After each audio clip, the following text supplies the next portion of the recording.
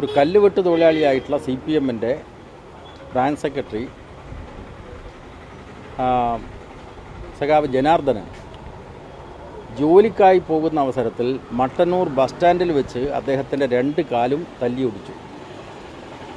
ആ കേസിലെ പ്രതിയാണ് ഈ RSSൻ്റെ നേതാവ്. എന്തായിരുന്നു ഈ ജനാർദ്ദനൻ ചെയ്തിട്ടുള്ള കുറ്റം? അത് നമ്മൾ മനസ്സിലാക്കേണ്ടത്.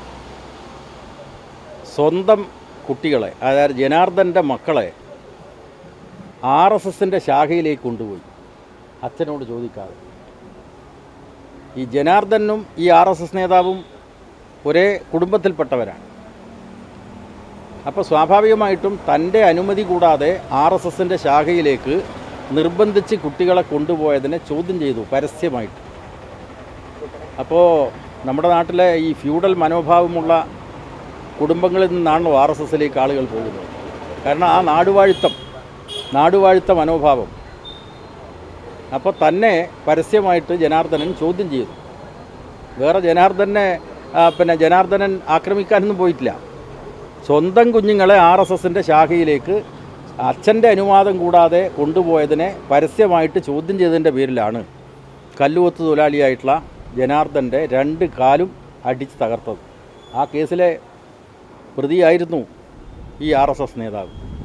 സ്വാഭാവികമായിട്ടും നാട്ടിൽ ശക്തമായിട്ടുള്ള അമർഷം വന്നു. ആ അമർഷം വന്നതിൻ്റെ അടിസ്ഥാനത്തിൽ സദാനന്ദന് നേരെയുള്ള അക്രമം നടന്നിട്ടുണ്ട്. അത് യാഥാർത്ഥ്യമാണ്. പക്ഷേ അതിൻ്റെ പിന്നാമ്പുറ കഥകൾ നിങ്ങൾ മനസ്സിലാക്കണം.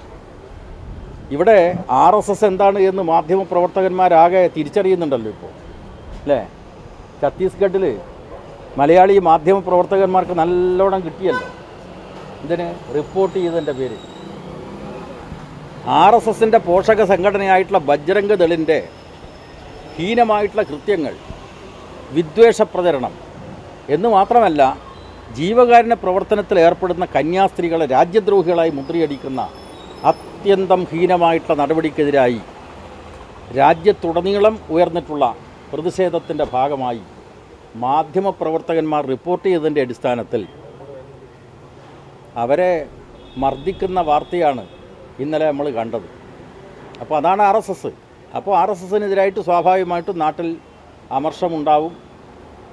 വേറൊരു കാര്യം, ഈ ശൈല ടീച്ചർ ഈ ശിക്ഷിക്കപ്പെട്ട പ്രതികൾ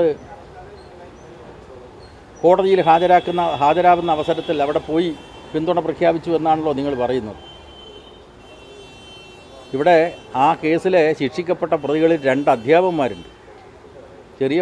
ദീർഘവർഷക്കാലം കുട്ടികളെ പഠിപ്പിച്ച് നാടിൻ്റെ അംഗീകാരം വാങ്ങിച്ച പൊതുപ്രവർത്തകന്മാരായിട്ടുള്ള 2 അധ്യാപകന്മാരടക്കമാണ് ശിക്ഷിക്കപ്പെട്ടത്. സ്വാഭാവികമായിട്ടും ആ അധ്യാപകന്മാരടക്കമുള്ള CPM-ൻ്റെ പ്രവർത്തകന്മാരോട് ഈ നാട്ടിലെ ജനങ്ങൾക്കുള്ള സ്നേഹം പ്രകടിപ്പിക്കും. സുപ്രീം കോടതിയാണ് വിധിയാണ് വന്നത്. ആ വിധിയെ മാനിച്ചുകൊണ്ട് അവർ ജയിലിലേക്ക് പോകുന്നു. അപ്പോൾ അത്തരമൊരു സാഹചര്യത്തിൽ ആരെങ്കിലും അതിന് പിന്തുണ പ്രഖ്യാപിച്ച് മുദ്രാവാക്യം വിളിക്കുന്നു, പാർട്ടി നേതാക്കന്മാർ പോകുന്നു. എനിക്കിന്നലെ പോകാൻ പറ്റിയിട്ടില്ല. എനിക്ക് സൗകര്യമുണ്ടെങ്കിൽ ഞാനും പോകുമായിരുന്നു. ഇനിയിപ്പോൾ ജയിലിൽ പോയിട്ട് ഈ അധ്യാപകന്മാരുൾപ്പെടെയുള്ള ആളുകളെ ഞാനും കാണും. ഈ യാത്രയയപ്പ് നൽകിയത് ഒരു തെറ്റല്ല എന്ന് തന്നെയാണോ പറയുന്നത്? അല്ലെന്നല്ലേ പറഞ്ഞത്. തെറ്റല്ലെന്ന് ഞാൻ പറഞ്ഞത്. കാരണം നിങ്ങൾക്ക് അടി കൊണ്ടിട്ട് നിങ്ങൾക്ക് മനസ്സിലായില്ലേ? ഈ RSSനെ ഈ വിധം പ്രോത്സാഹിപ്പിച്ചു കഴിഞ്ഞാൽ മാധ്യമപ്രവർത്തകന്മാർക്ക് സ്വതന്ത്രമായിട്ടുള്ള മാധ്യമ പ്രവർത്തനം തന്നെ അസാധ്യമാവും എന്നതിൻ്റെ ഏറ്റവും പ്രധാനപ്പെട്ട തെളിവാണ് ഛത്തീസ്ഗഡിൽ നിന്ന് വന്നിട്ടുള്ള വാർത്ത. അപ്പോൾ അതുകൊണ്ട് RSS എന്ന് പറയുന്നത് അത് പുത്തൻ ഫാസിസ്റ്റ് പ്രവണതകൾ പ്രകടിപ്പിക്കുന്ന ഒരു ശക്തിയാണ്.